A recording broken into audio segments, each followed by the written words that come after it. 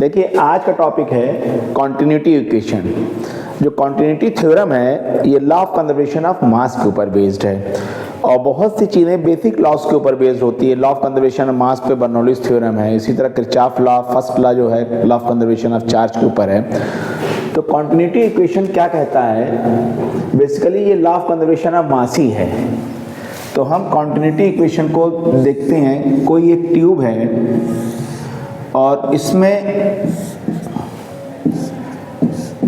अगर m1 पानी जा रहा है या m1 फ्लूइड जा रहा है तो ये m2 के बराबर होगा। m1 should equal to m2। This is law of conservation of mass. Means जो इनकमिंग वाटर है वो आउटगोइंग वाटर के बराबर होगा। तो इनकमिंग वाटर कितना हो गया, मास बराबर होता है वॉल्यूम इनटू डेंसिटी और वॉल्यूम बराबर होता है एरिया इनटू हाइट और डिस्टेंस। इसको हम डिस्टेंस भी लिख सकते हैं।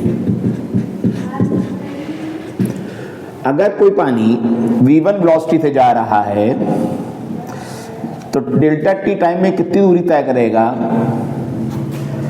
डिस्टेंस ट्रेवल्ड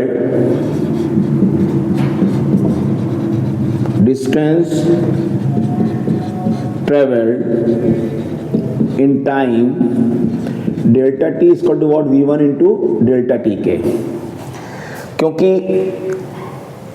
ये पानी इनकमिंग इसकी वेलोसिटी है डेल्टा टी में, ये कितनी दूरी तय किया इसने, v1 इंटू डेल्टा टी। उसी तरह ये आउटगोइंग में इसने कितनी दूरी तय किया, इसका क्रॉस सेक्शन एरिया A2 है तो ये कितनी हो जाएगी v2 into delta T. This is distance. जब हम a1 को डिस्टेंस से मल्टीप्लाई कर देंगे तो this is a1 v1 into delta T. तो मास बराबर हो गया a1 v1 delta T into ρ1। This is m1। Similarly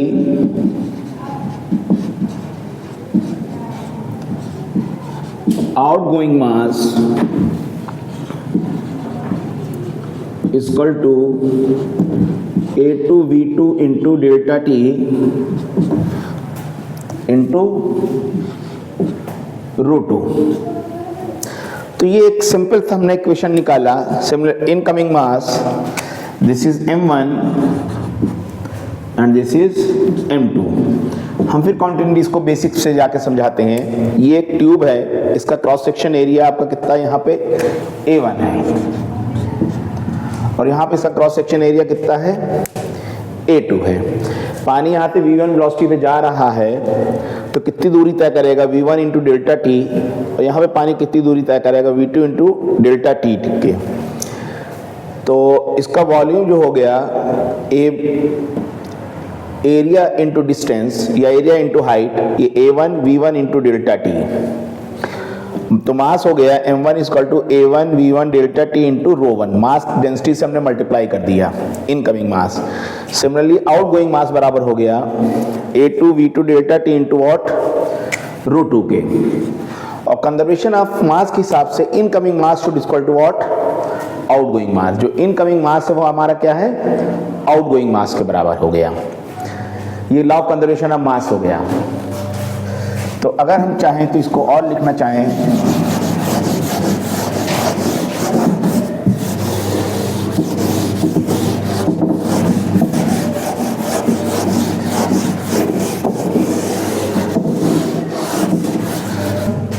तो हमारा इनकमिंग मास m1 बराबर हो गया m2 के दिए हो गया a1 v1 ρ1 into delta T A2 V2 √2 into delta T. क्योंकि सेम टाइम में जो पानी अंदर जा रहा है और सेम टाइम में जो पानी बाहर जा रहा है, इसलिए हमने डेल्टा टी यहाँ पे सेम लिया है। तो डेल्टा टी और डेल्टा टी कट जाएगा, तो आया हमारा A1V1 rho one equal to A2V2 into rho two, means incoming volume equal to outgoing volume into density for incompressible fluid, for incompressible fluid rho 1 is equal to rho 2 is equal to rho, where density does not change. So V1 is equal to V2 because here rho will be rho there cancel out, क्योंकि यहाँ पे रो 1 और रो 2 आपस में बराबर हो जाएगा जिसकी डेंसिटी चेंज ना हो। तो V1 is equal to V2 is equal to V, that is A1V1 is equal to A2V2, means इससे क्या हमने कंक्लूजन निकाला? Conclusion velocity is inversely proportional to area। अगर कहीं पे हमने एरिया को कम कर दिया है तो वहाँ पे वेलोसिटी क्या हो जाएगी? बढ़ जाएगी। तो अगर हम इसका एवी ग्राफ देखें तो जो इसका एवी ग्राफ होगा, ए वर्सेस बी ग्राफ, वो यूं होगा, रेक्टेंगुलर हाइपरबोला। ये भी पूछा जा सकता है क्योंकि कॉन्टिन्यूटी इक्वेशन ये क्या शो कर रहा है? अगर ये ग्राफ ऐसा है तो this graph shows the continuity equation, क्योंकि रेक्टेंगुलर हाइपरबोला है।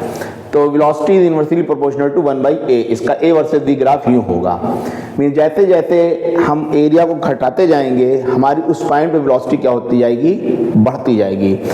जो बर्नौलीज थ्योरम हम यहाँ पे लिखा वर्ड है, बर्नौलीज इक्वेशन, बर्नौलीज थ्योरम, ये एक law of conservation of energy है।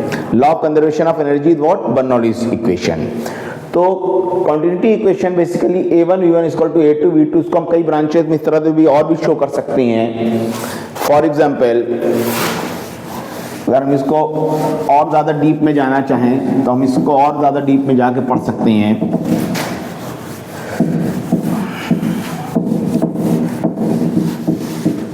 जैसे हम ये कहें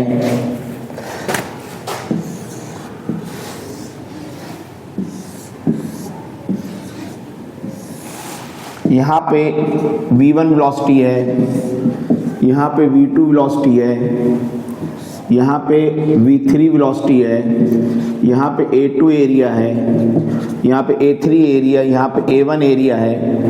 तो A1 V1 is equal to A2V2 plus A3 V3। इसको अगर हम 10th के फिजिक्स से देखें तो 10th के फिजिक्स में ये चीज़ चार्ज के ऊपर आ जाता है।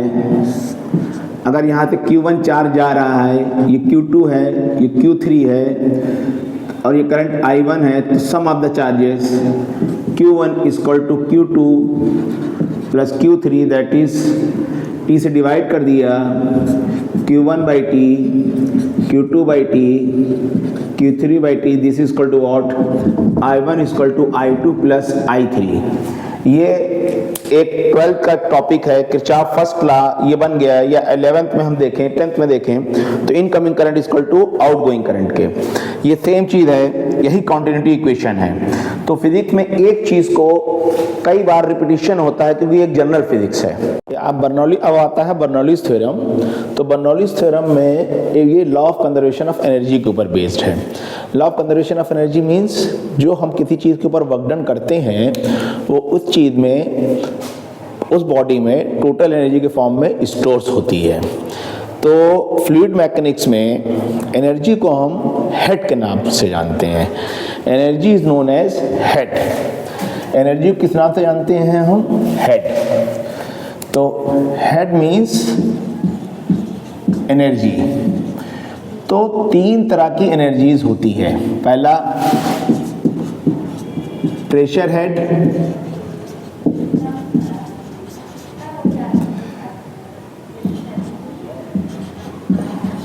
work done due to pressure upon volume. Work done due to pressure किसके बराबर हो जाएगा? P into A into L. ये हो जाएगा आपका फोर्स और ये हो जाएगा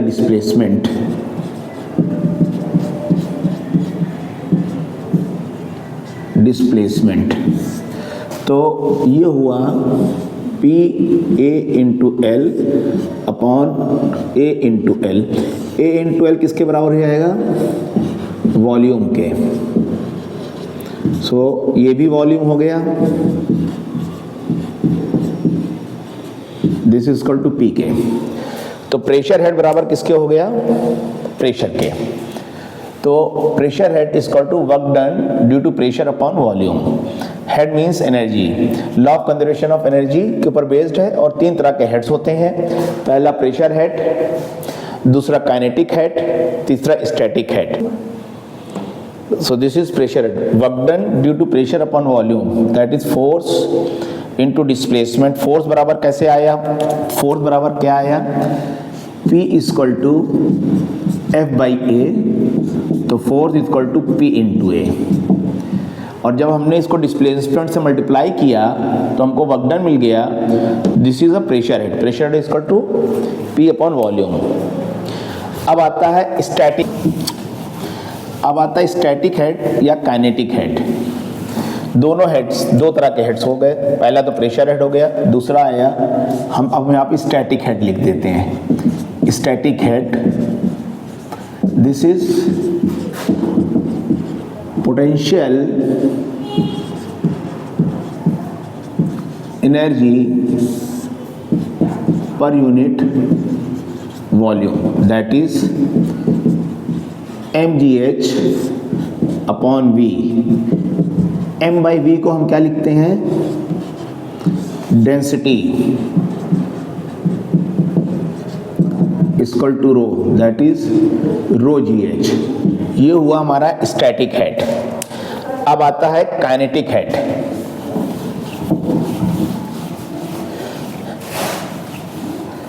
अब आता है हमारा kinetic head. Kinetic head is equal to kinetic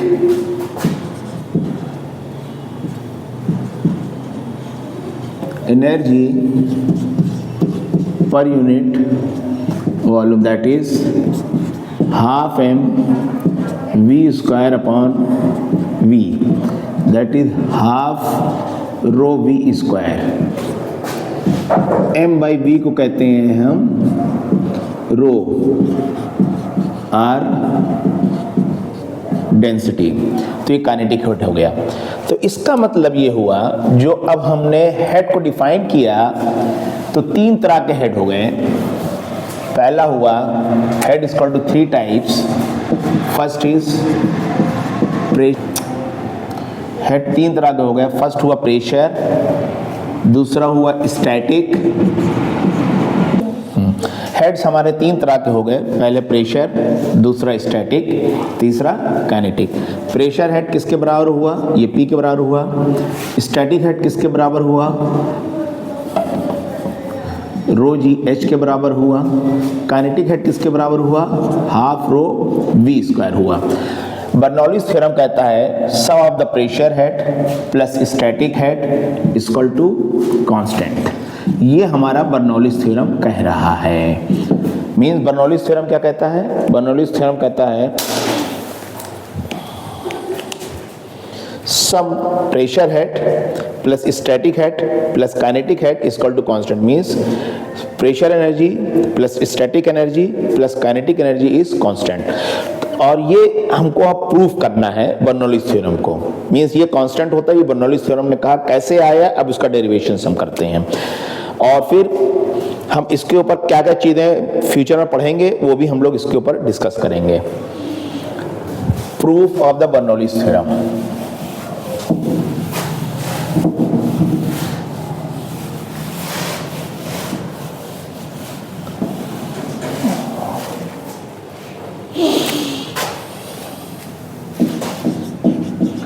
proof of Bernoulli. Suppose करिए ये कोई ट्यूब है, इसकी ज़मीन से हाइट कितनी है h1, यहाँ पे हाइट कितनी है h2, यहाँ पे इसकी वेलोसिटी कितनी है v2, यहाँ पे इसका क्रॉस सेक्शन एरिया कितना है a2, यहाँ पे इसकी वेलोसिटी कितनी है v1, इसका क्रॉस सेक्शन एरिया कितना है a1, और यहाँ पे प्रेशर कितना है p1, और यहाँ पे प्रेशर कितना है p2। It means eight inlet, इस चीज़ को इनलेट कहते हैं। इनलेट मीन्स जहाँ पे कोई चीज़ आ रही है, और आउटलेट मीन्स कोई चीज़ बाहर जा रही है। एट इनलेट हमारा क्या क्या हुआ, एरिया हमारा क्या हुआ A1, प्रेशर क्या हुआ P1, तो फोर्स कितना हुआ F1 equal to what P1 into A1। Velocity कितनी हुई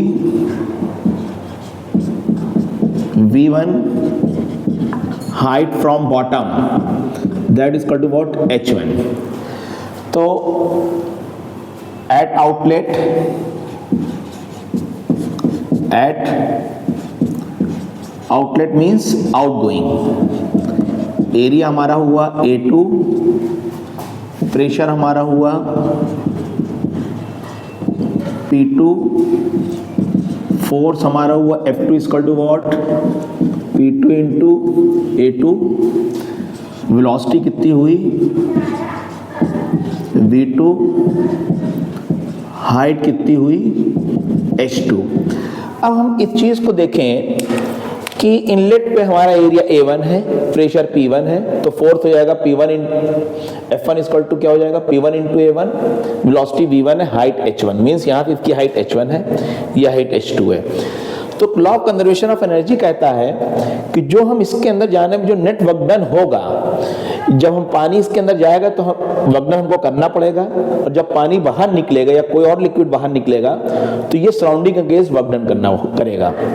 तो नेट वर्क डन कितना हो जाएगा, net work done on the fluid कितना हो जाएगा, net work done on the fluid, work done on the fluid minus work done by the fluid. जब बाहर निकलेगा तो work done by the fluid होगा, और जब ये अंदर जाएगा तो work done on the fluid होगा। तो from the conservation of energy, conservation of energy, net work done on fluid is equal to gain in kinetic energy plus gain in potential energy। ke मतलब kinetic energy, pe मतलब potential energy। ये हमारा work energy theorem से आ गया। और net work done on the fluid कितना हो जाएगा, net work done on fluid equal to WD का मतलब होता है work done, work done on the fluid at inlet minus work done by the fluid at outlet. So एक चीज याद रखिएगा, क्योंकि जो अभी हमने जो कॉन्टिन्यूटी इक्वेशन बनाई है, बेसिकली जो कॉन्टिन्यूटी इक्वेशन हम यूज कर रहे हैं ये हम इनकम्प्रेसिबल फ्लूइड के लिए यूज कर रहे हैं। बार बार याद रखिएगा, अगर एग्जामिनर पूछता है incoming volume equal to outgoing volume for a given interval of time is same, this statement is true और false. This statement is true only for a condition when the incompressible fluid is there. ये statement तभी true होगा जब fluid incompressible होगा, और अगर compressible fluid होगा तो नहीं होगा, क्योंकि वहां पे डेंसिटी का टर्म भी आ जाएगा। तो अगर हमने कहा ये ds दूरी तय करता है, मान लीजिए ds1 दूरी तय करता है, और ये दूरी कितनी तय करता है, ds2 दूरी तय करता है, तो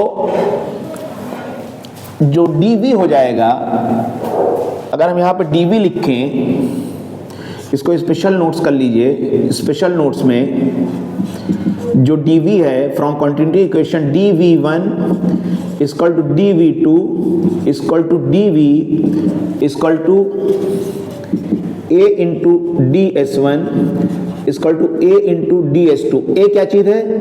cross section area at inlet, distance travelled at inlet, cross section area at 2, distance travelled at 2। ये वॉल्यूम एरिया को जो हम डिस्टेंस से मल्टीप्लाई करेंगे तो वॉल्यूम मिल जाएगा, और ये आपका dv वॉल्यूम हो जाएगा। ये हम स्पेशल नोट्स में आया था। ये कहां से आया? ये कॉन्टिन्यूटी इक्वेशन से आया, कॉन्टिन्यूटी इक्वेशन। और कौन सा फ्लूइड है ये? इनकंप्रेसिबल फ्लूइड कंडीशन में, फॉर इनकंप्रेसिबल फ्लूइड। ये इनकंप्रेसिबल फ्लूइड के लिए है, मींस जिसकी डेंसिटी चेंज नहीं हो।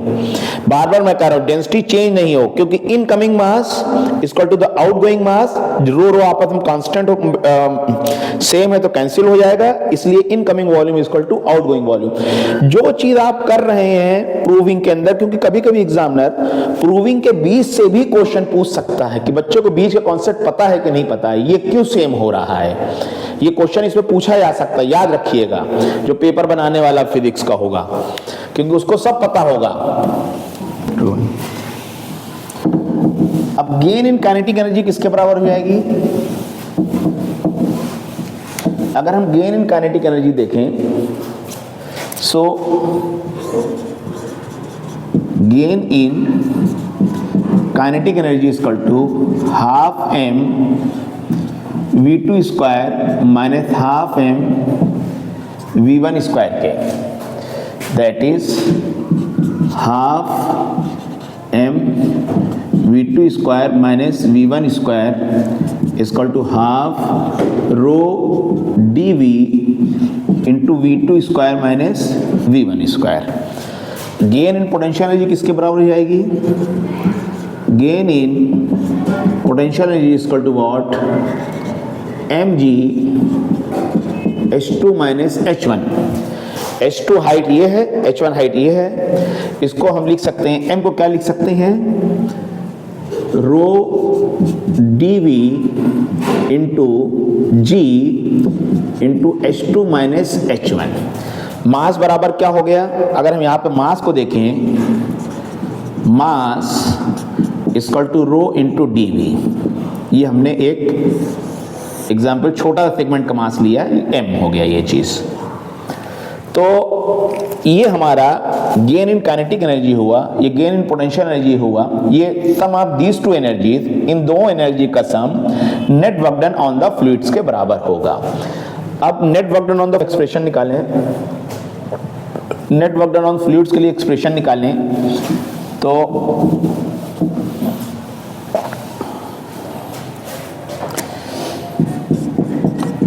net work done on fluid is equal to work done on fluid at inlet minus work done by fluid at outlet. So work done on fluid at inlet किसके बराबर हो जाएगा?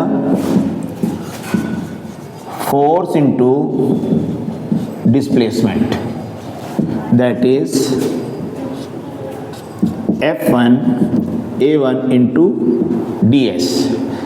और A1 ds किसके बराबर हो जाएगा? That is F1 into dv के, क्योंकि अभी हमने बताया कॉन्टिन्यूटी इक्वेशंस कैसे। Work done by the fluid at outlet किसके बराबर हो जाएगा? Similarly F2 A2 into ds2, that is F2 into dv। यहाँ पे F2 नहीं होगा, ये P1 होगा, ये P1 होगा, क्योंकि F1 किसके बराबर हो जाएगा, F1 इंटू A1A के। तो F1 की जगह हम P1A इंटू DS1 लिखेंगे और F2 की जगह पे this is A into P2। अगर हम इस चीज को F2 लिखते हैं, F2 इंटू DS, तो F2 की जगह पे हमने P2 इंटू A2 लिखा, F1 into DS means F1 की जगह पे क्या लिखा हमने, P1A इंटू DS1। ये net work done on the fluid किसके बराबर हो जाएगा, net work done on fluid हो जाएगा, that is P1D minus P2 into DV के। अब हम इसको कंजर्वेशन ऑफ एनर्जी में रख देते हैं।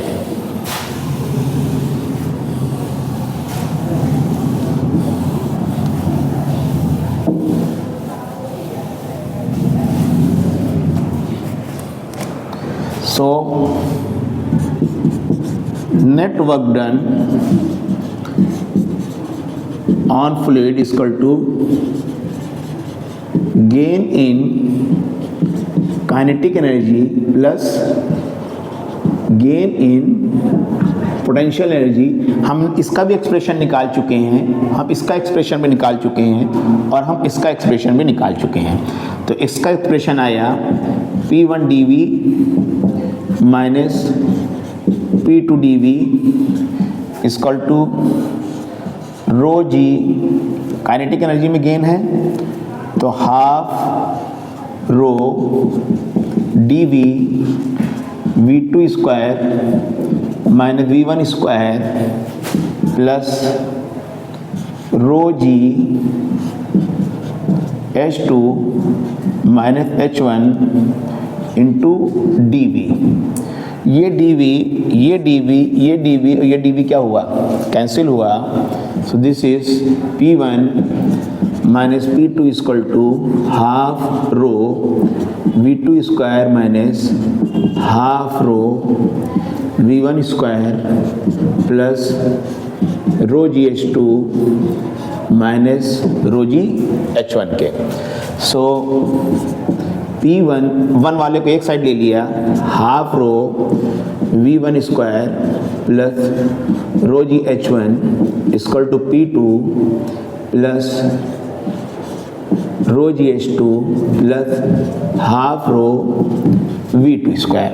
This is the pressure head, this is the kinetic head and this is the static head equal to initial equal to final pressure head plus static head plus kinetic head mean this is constant. इसको हम लिख कह सकते हैं pressure head plus kinetic head plus static head, चाहे हम इसको यहाँ पे लिख दें, इसको और हटा के अगर करना चाहें, और P2 plus half rho V2 square plus rho g H2। हमने सिर्फ इस प्लेस को, इसको इधर ट्रांसचेंज कर दिया, इसको इधर कर दिया, क्योंकि यहाँ पे हमने प्रेशर के बाद काइनेटिक लिखा था, इसलिए यहाँ पे हमने प्रेशर के बाद काइनेटिक लिख दिया, फिर स्टैटिक लिख दिया, कोई फर्क नहीं है। यहाँ पर हमने इस चीज़ को प्रूव कर लिया और बेसिकली ये हमने यहाँ पे जाकर कंक्लूड किया, ये पूरी कंजर्वेशन ऑफ एनर्जी के ऊपर बेस्ड है। सिर्फ यही चीज़ कंजर्वेशन ऑफ एनर्जी के ऊपर नहीं बेस्ड है। देखिए फिजिक्स में कंजर्वेशन ऑफ एनर्जी के ऊपर जो जो लॉज बेस्ड हैं उनका मैं नाम बता रहा हूँ, उसको आप लोग याद कर लीजिएगा। पहला है first law of thermodynamics, that is also based of conservation of energy, Bernoulli's theorem, conservation of energy, and the Kirchhoff voltage law, second law, that is based on the conservation of energy. Even photoelectric effect, जिसके अंदर Albert Einstein को Nobel prize मिला था, वो भी conservation of energy का ही एक form है। तो ये जितने भी चीजें हैं सब कंजर्वेशन ऑफ एनर्जी के ऊपर बेस्ड हैं। तो अगर आपने कंजर्वेशन ऑफ एनर्जी पढ़ा तो आपके दिमाग में क्लिक होना चाहिए कि कौन कौन से लॉज कंजर्वेशन ऑफ एनर्जीज के ऊपर बेस्ड हैं। कभी कभी एग्जामिनर डायरेक्ट क्वेश्चन पूछ लेता है कि photoelectric effect based on which law, और Bernoulli's theorem based on which law, first law thermodynamic based on which law, Kirchhoff voltage law based on which law. इन सब का आंसर है कंजर्वेशन ऑफ एनर्जी। अब हम इससे एक कंक्लूजन निकालते हैं, बहुत इंपॉर्टेंट सा कंक्लूजन, थोड़ा सा हम और बता देते हैं आपको कि होता क्या है, ताकि से आप लोगों को बहुत ही इंपॉर्टेंट कंक्लूजन के ऊपर हम जा रहे हैं। अब अगर हम देखें कि इस चीज में P1 plus half rho V square plus rho G H equal to constant. ये कॉन्स्टेंट हम क्यों यूज कर रहे हैं? क्योंकि इनिशियल इक्वल टू फाइनल हो रहा है। अगर हम दो हाइट सेम मान लें किसी चीज की, मीन्स कोई एक आदमी खड़ा हुआ है जमीन से, हम यहाँ पे खड़े हुए हैं, तो हमारे सामने की हाइट जमीन से और हमारे पीछे की हाइट जमीन से दोनों क्या रहेगी? सेम रहेगी। मगर हमारे सामने से अगर कोई रेलगाड़ी या ट्रेन आ रही है तो हाइट तो हमारी सेम हो गई, लेकिन सामने की वेलोसिटी हमारी बढ़ जाएगी और पीछे की वेलोसिटी हमारी जो है बैक ऑफ मी जो वेलोसिटी रहेगी वो घट जाएगी। क्योंकि जब ट्रेन आएगी तो ट्रेन के मोशन की वजह से एयर मॉलिक्यूल्स का मोशन तेज हो जाएगा, और जब एयर मॉलिक्यूल्स का मोशन तेज हो जाएगा तो हमारे सामने की वेलोसिटी बढ़ गई और हमारे पीछे की वेलोसिटी क्या है? वो कम है।